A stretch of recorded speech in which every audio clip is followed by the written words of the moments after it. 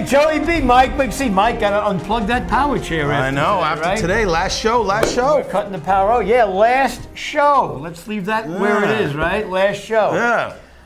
Anyway, 2 games. There was a forfeit. There was a forfeit. I was finally right about that. You finally were, yeah, just blowing off. Too late. I almost feel sorry for the Uso. I know they had the win to get into that, but it's like, you They know, like couldn't take a week off sooner, huh? yeah, right, exactly. Why couldn't they? That would have been crazy though, a forfeit to a final game. But you know, it still would have been nice to have the game played. It would have. But at any rate, we got the championship game to talk about. Much to say about that. Yep. When we come back. When we come back, though, we're going to start with the 8-on-8 chip game. A couple of fun facts that have been sent to us by Earl the Pearl of the Canes, and some of them actually make a lot of sense. Yeah. And some of them, some people might not like. Yeah. You know, but we're this week. We don't owe anybody anything, do we? No, we do In not. fact, we put money in people's pockets, don't we? We do. All right, right back.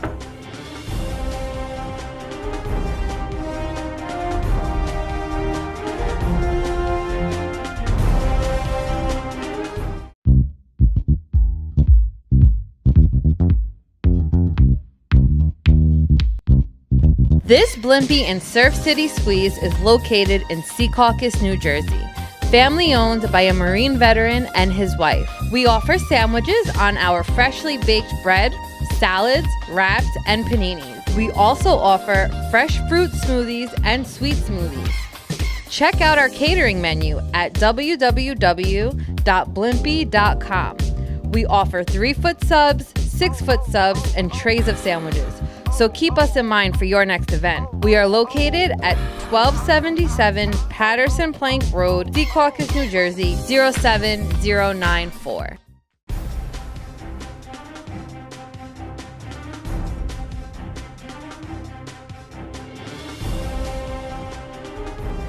All right, so we're back. So let's start with that 8-on-8, what turned out to be the only semifinal game of the day, with the Canes and the Express on paper.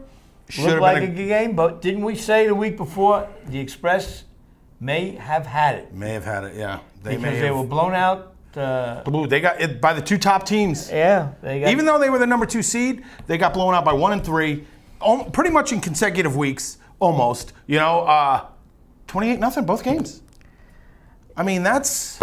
I don't know if there's some angst going on within the Express. I don't know, something. But the Canes, and I had mentioned this to you last week, Canes look ready. I mean, they're really primed. And some of the fun facts that was sent in by Earl, you guys, so let's have some fun with. Yeah, what do you get? This is the 7th straight game, championship game that the Canes have been in. Can you believe it? I mean, they beat the All-Stars. They lost to the HOB. Remember when Wally got hurt? Right. They beat the Express. They beat the All-Stars. Lost twice to the All-Stars, and now this year. I mean, that's 7 straight games. Somebody's got to take these dudes down. Well, listen. No offense to the Canes, listen though. If you look at it, there are 2 A chip games a year, right? 2 seasons. Yeah. So basically, for the last 4 years, they have been in every chip game. Pretty much 4 years ago when I said these guys are done, and they're old, and they're washed up, and so I did not get that right. 7 years, 7 games in a row, that's crazy. You know, and not a lot changed to this team. There's not a lot really added on to this team. It's pretty much been that, you know, a core of guys from their offensive line has not really changed. The receivers haven't really changed. Maybe some tight end a little bit. Maybe a receiver here or there, or a D-back. But for the most part, this has been the same team. While when we see other teams picking up other guys, when teams collapse, you know, or fold up, they grab those guys. They grab the better people. So this has been a team that's been consistent. I think the word you're looking for is tweaked. Yeah. I think the Canes have been tweaking for years, and but they not tweak much. Right. I mean, they don't enough to stay.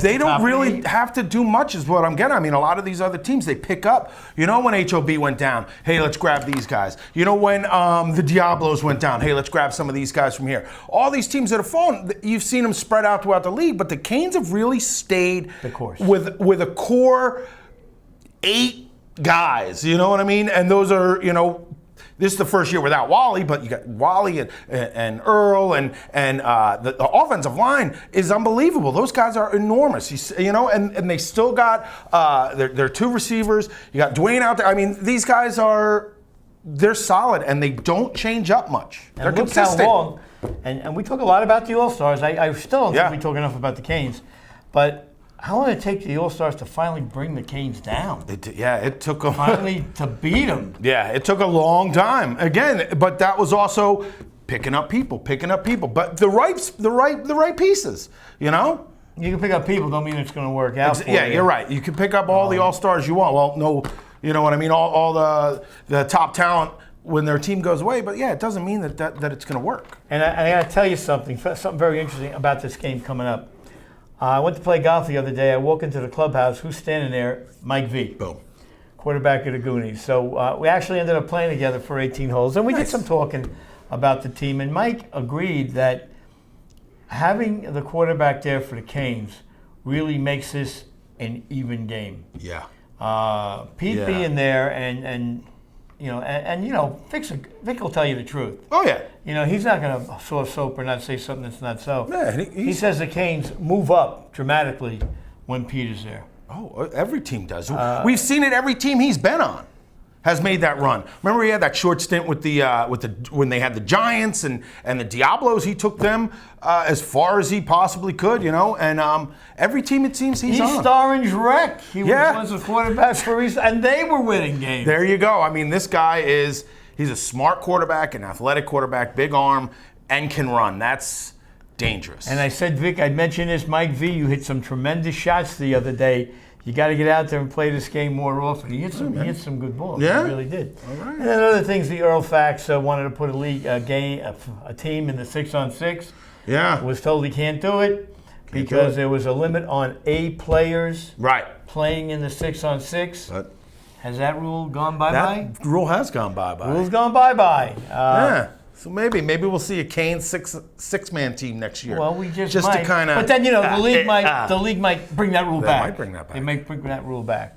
So again, in this game, Canes and All-Stars.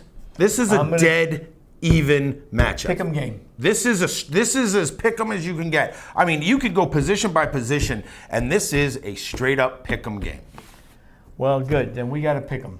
So yeah, we do. I don't think I can. I go over this. I'll defer to you first then. Well, that's great because I really don't. I mean, you look at the quarterbacks, very, very similar. Both, like we said, both very intelligent back there. Both very intelligent back there and can command the team. You know what I mean? It's not just a guy who's slinging the ball. They can. This is what we're doing, and everybody listens. Each team has their leadership. These teams know what they're doing. This is going to be a great game. Come out to Goffelbrook Park this week, man. This is the immovable force, versus the whatever that is. The immovable object. Yeah, whatever it is. Now, one last thing before I give you my. Oh, by the way, who did you say you picked? Nobody. You're advocating from this game? I might have to. Even emotionally, if you break it down statistically, who's better, even. I break it down even just all right, well, which team do I like more just, guy-wise? These are good guys. I like both these teams. I root for both these teams almost every game, and it just seems they're both good teams. It's too even. It's perfect. This is the perfect matchup. I mean, yeah, that's why we've had it the last 3 years, 4 years, 3 years. Mm-hmm. I mean, for a long time. Long time. That's all it is. It should just be called the Canes All-Stars Cup. Well, I'm going to make a selection. Okay, let's hear what you got. All right, based on all the factors that you just talked about and we just talked about, I think Velarde is the X factor in this game.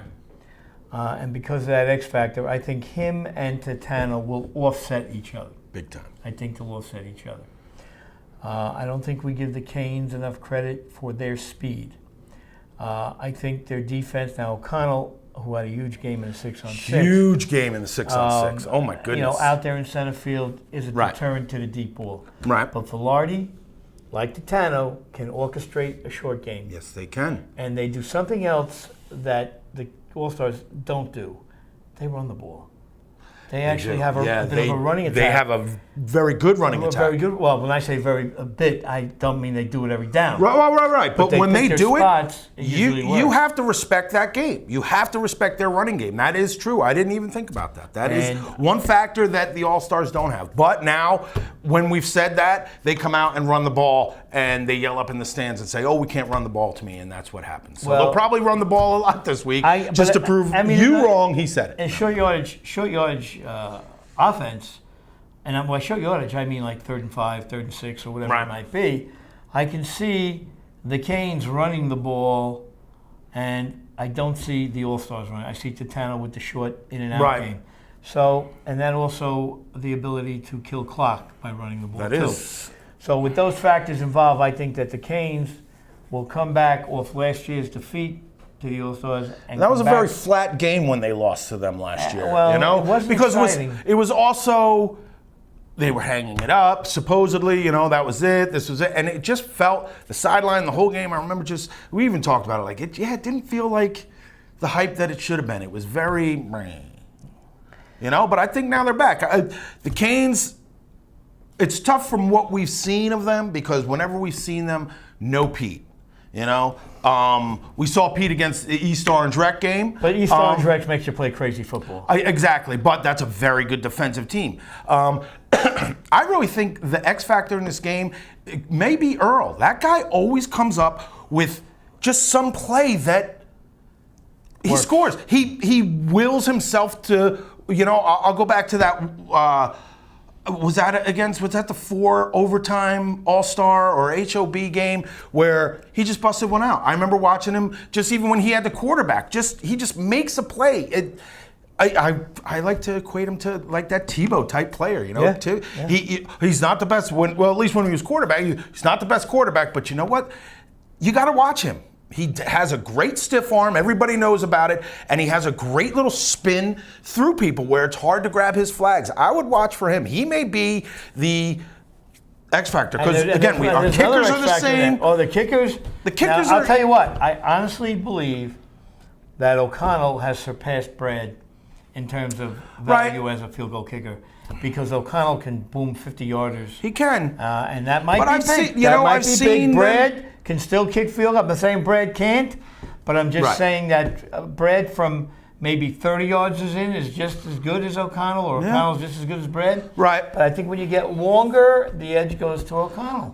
It's going to be hot out there on Sunday. So, we've seen both these guys miss crucial kicks. It happens. I know it happens. I'm not saying forget those guys, So it is going to be hot. I've heard heat index is going to be about 100 to 105. Thank gosh this game is going to be at 9 o'clock, in the morning, but that still may not because this is just the beginning of this heat. This heat's starting today. So with all that being said, are you going to make a pick? I don't know. All right, before the end of the show, you're making Before the end of the show, I'll try. And we'll be right back with a review of a very controversial 6-on-6 championship game. And we will have some commentary on that game and the circumstances that surrounded it. Right back.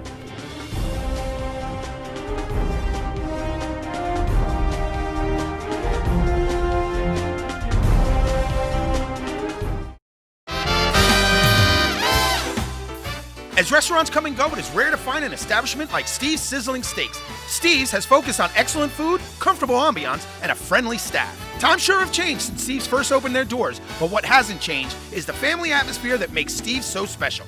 Open 7 days a week, Sunday through Thursday, 11:30 a.m. to 10 p.m., and Friday and Saturday, 11:30 a.m. to 11 p.m. Located at 620 Route 17 South in Carlstadt, New Jersey, or call 201-438-9677 for your reservation.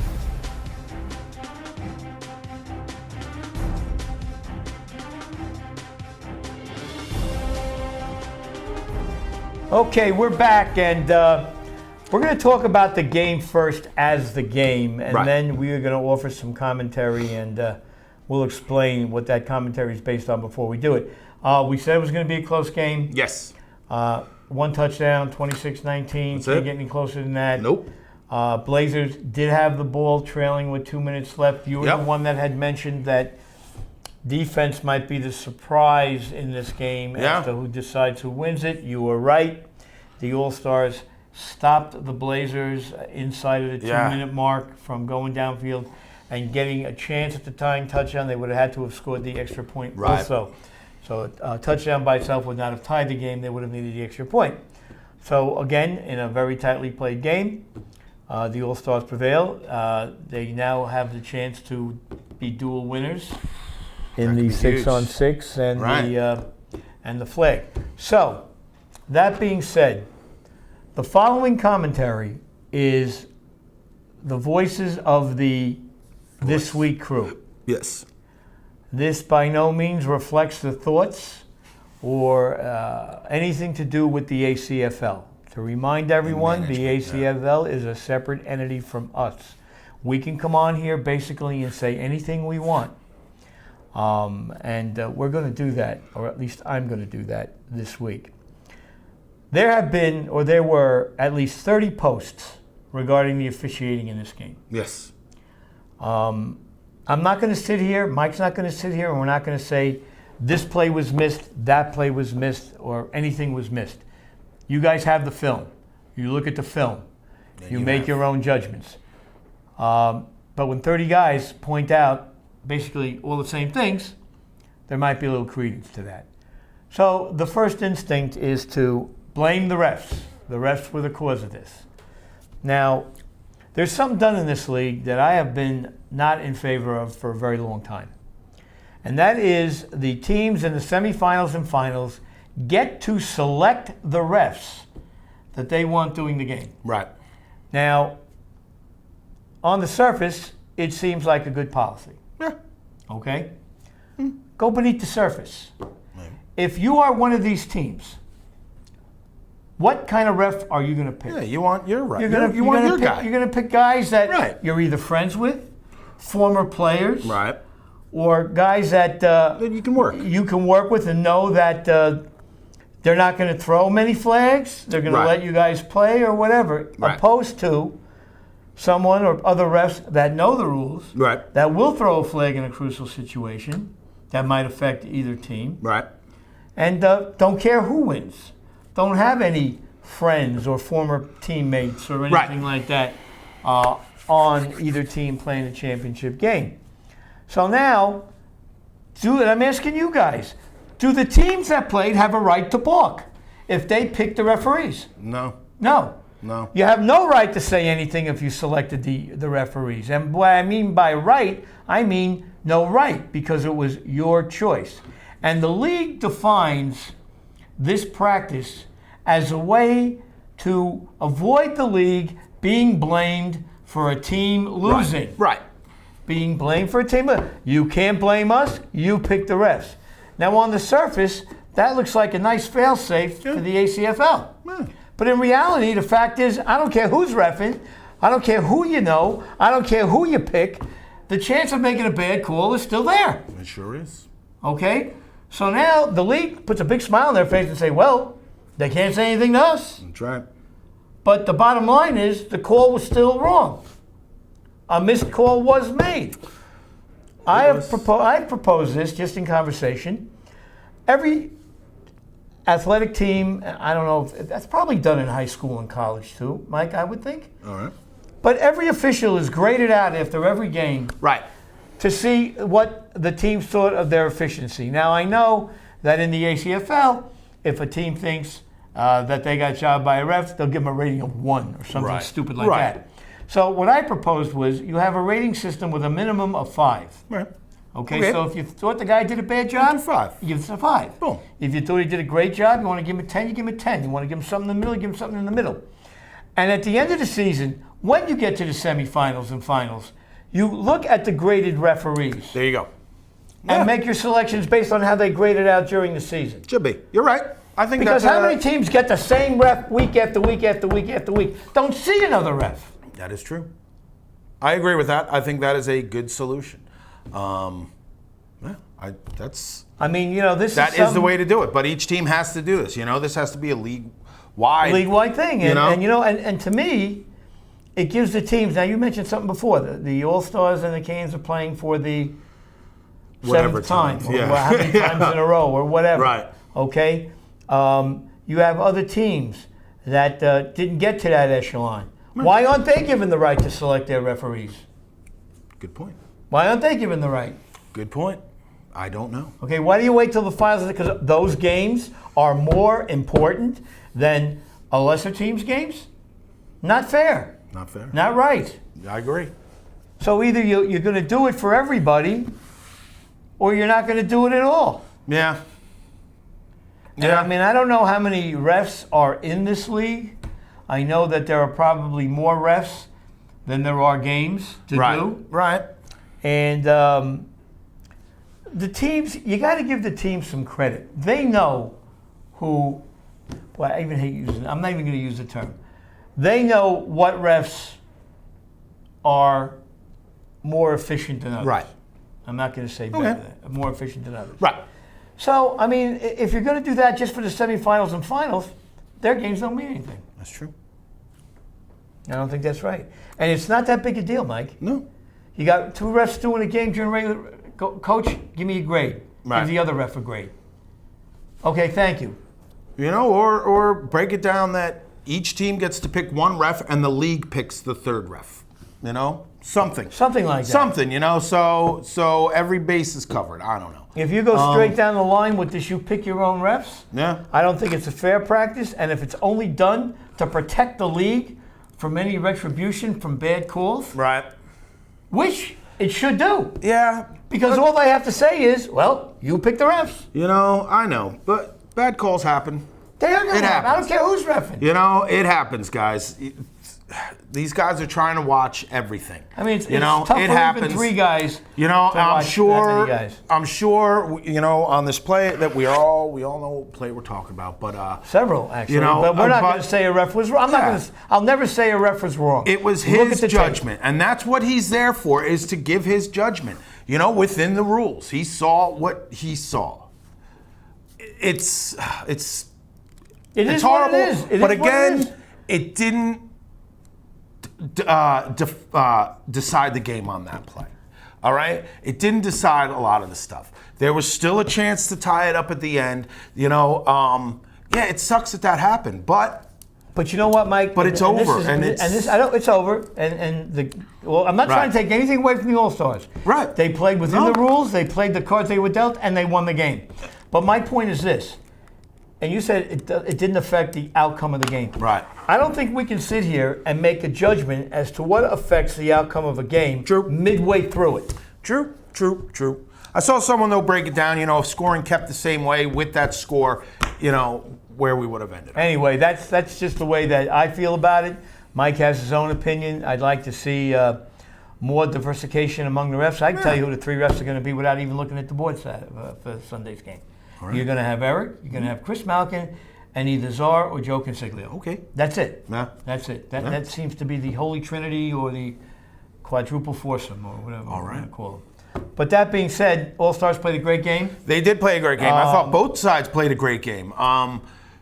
It was hot out there, and they battled, man. This was a real battle. You know what I thought was funny was Moyano turned into Luigi. He sure did. Had a couple catches, He had couple a couple runs, of yeah. big catches down the middle. You know, I kept waiting for him to trip over one of the yard lines, but he kept going. Just watching this game, it was one of those games where it's like, oh, Blazers jumped out.